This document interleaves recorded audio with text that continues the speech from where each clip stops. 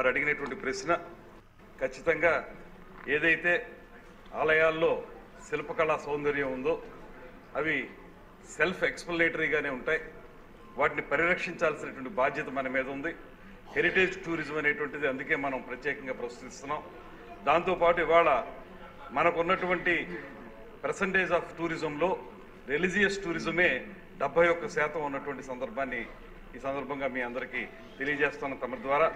దాంతోపాటు వారు చెప్పిన పుష్కరాల సందర్భంగా ఏదైతే గోదావరి నదీ పరివాహక ప్రాంతం ఉందో ఆ ప్రాంతం అంతా కూడా ఉన్నటువంటి వివిధ ఆలయాలను అభివృద్ధి చేయడం మాత్రమే కాకుండా అన్నిటికంటే మించి ఉప ముఖ్యమంత్రి గారి యొక్క ప్రత్యేకమైనటువంటి శాఖ అయినటువంటి పర్యావరణ పరిరక్షణ అనేటువంటి దాన్ని దృష్టిలో పెట్టుకుని పర్యావరణాన్ని అదేవిధంగా మన సంస్కృతి సాంప్రదాయాల్ని వాటన్నింటినీ కలగలుపుకుని ఒక సమగ్రమైనటువంటి టూరిజం యాక్టివిటీని డెవలప్ చేయడానికి ఇప్పటి నుంచి ప్రయత్నిస్తూ ఉన్నాం. 21 పుష్కరాల నాటికి దాన్ని పూర్తి స్థాయిలోకి తీసుకురావడం జరుగుతుంది.